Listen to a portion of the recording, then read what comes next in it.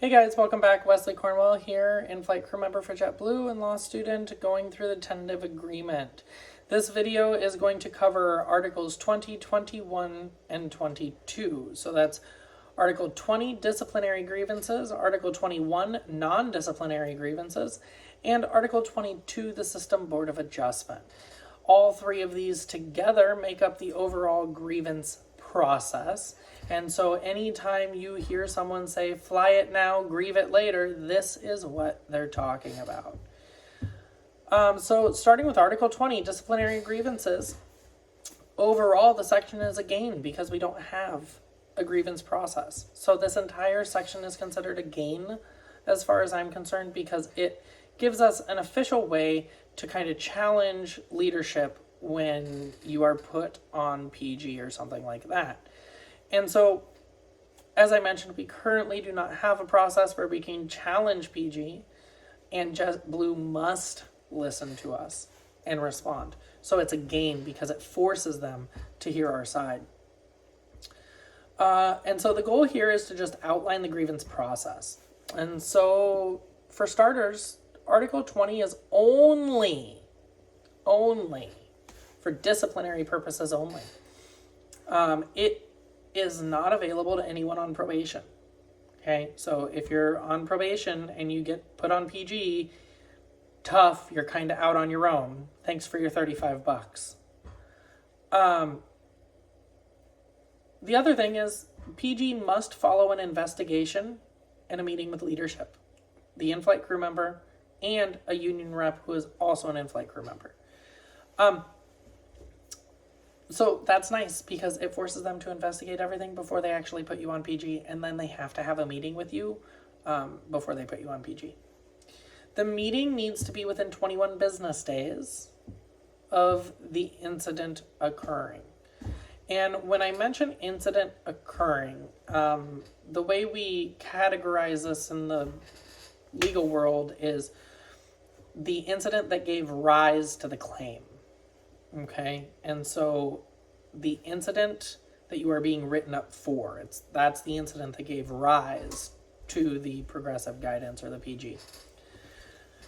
Now, those 21 days are extended by any absences that the in-flight crew member takes within the 21 days. So if you go, oh, I'll just push it past the 21 days and I just won't show up for work, right? I'm just going to call in so that they can't meet with me. Well, that's not going to work because it'll just be extended by that. Keep in mind it's 21 business days, so that's approximately 4 weeks or 1 month. That's not a true 21 calendar days. So just something to note. 3 business days of notice are required prior to the meeting. So they have to give you, as the in-flight crew member, 3 business days of notice to say, hey, we're going to have a meeting and it's going to be about PG.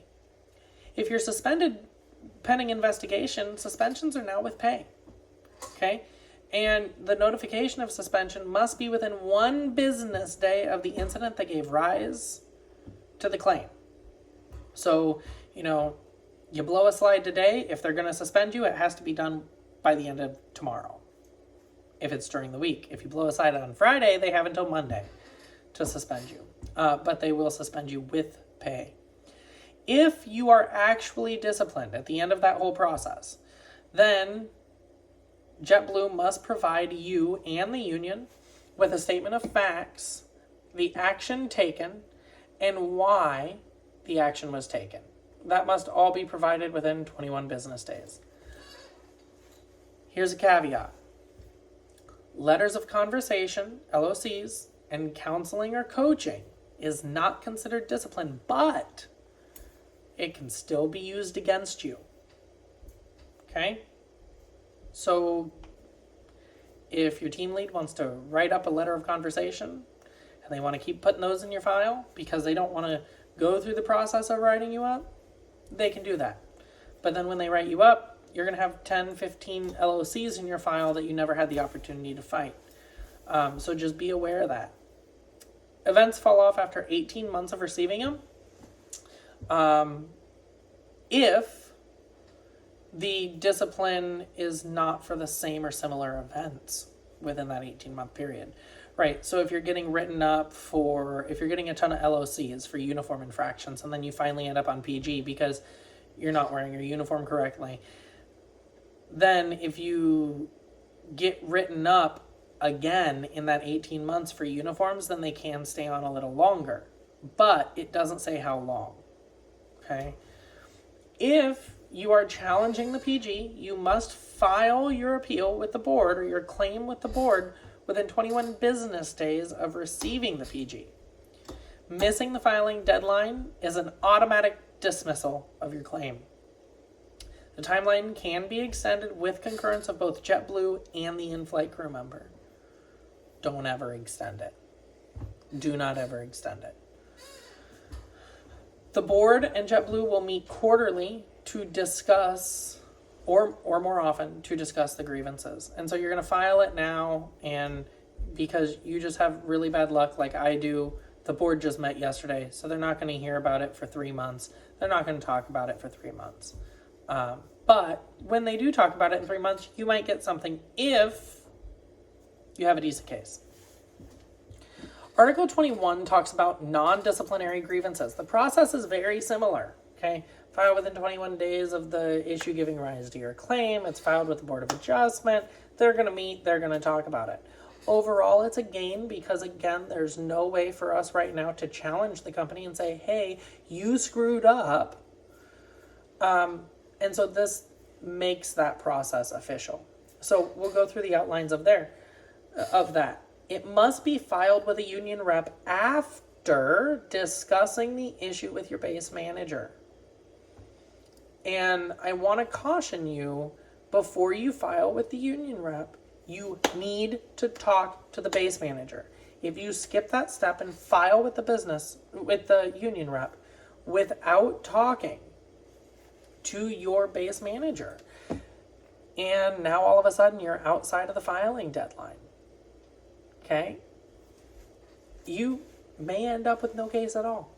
So timing is everything in these, okay? You must file it, within 60 days from the date of the incident giving rise to your claim. So within 60 days is when you need to file it. And so if you file it right away and the board's meeting every 90 days and then the board meets and they deny it because you didn't talk to your base manager and you're, on day 62 and it gets denied, you more than likely cannot restart that. That's typically how filing deadlines work. At least in the real world. I'm not entirely sure about JetBlue TWU world.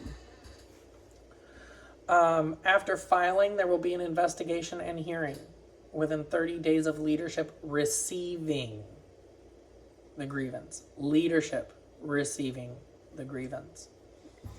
30 days after the hearing and investigation, JetBlue will render a decision. If the decision is not satisfactory, then the union can appeal to the board.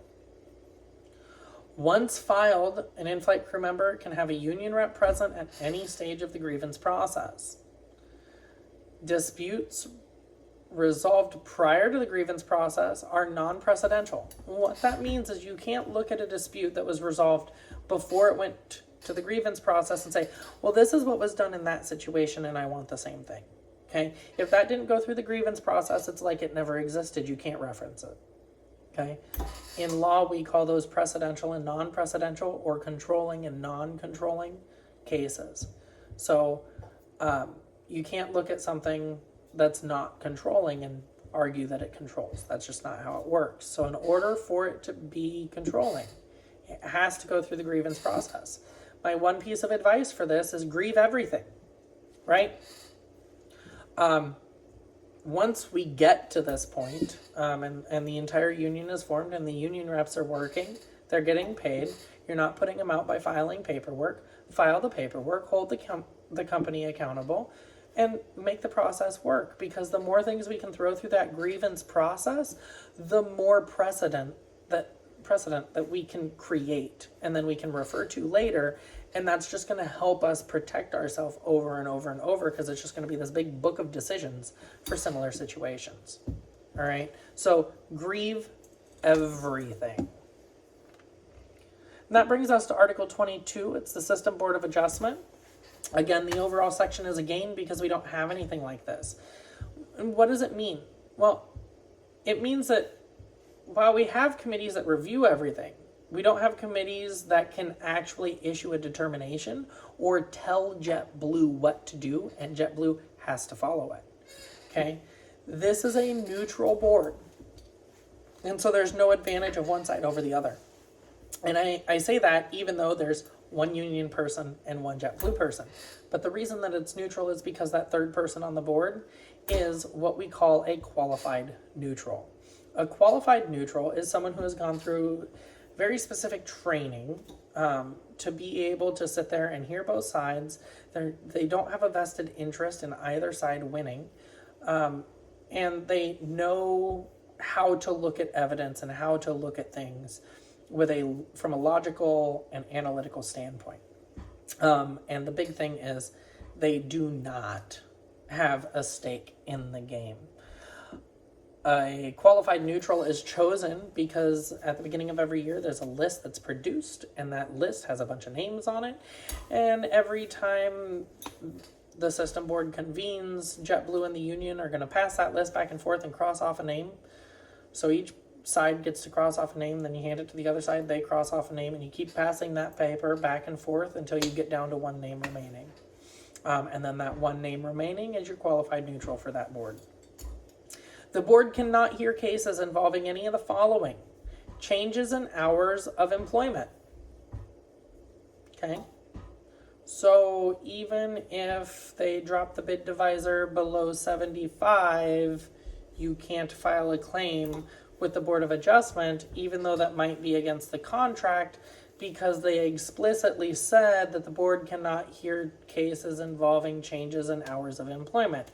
And dropping the bid divisor below the minimum number mentioned in the contract would be a change in the hours of employment. I say that because there's no definition of hours of employment. And so it's kind of plain language. What does that mean? What does it look like? Changes in compensation or pay. So the board can't hear changes in compensation or pay. And then they also can not hear working conditions covered by the contract. And so it basically limits the hearings to PG issues that might, and stuff that may be a direct violation of the contract, but it's not entirely clear. Just something to look out for. So you can still, grieve it. Always grieve it, always grieve it, always grieve it. The union can review all the documents that underlie anything on appeal, especially if it's PG. The board cannot alter or amend the contract, and the final decision is made by a majority vote of the board. So as long as you have 2 yeses, you win. Accused and witnesses, so the in-flight crew member under investigation and any witnesses that you deem helpful to your case, are positive spaced to the hearing. That's really nice. It basically creates subpoena power so that you can actually present a case to the company on why you are not in the wrong, or to help bolster your case. That's kind of the end of the grievance process. It's a lot to take in. It's kind of new. It's basically, think of it like an informal court within our company and union. And that court gets to hear certain things and they can't hear other things.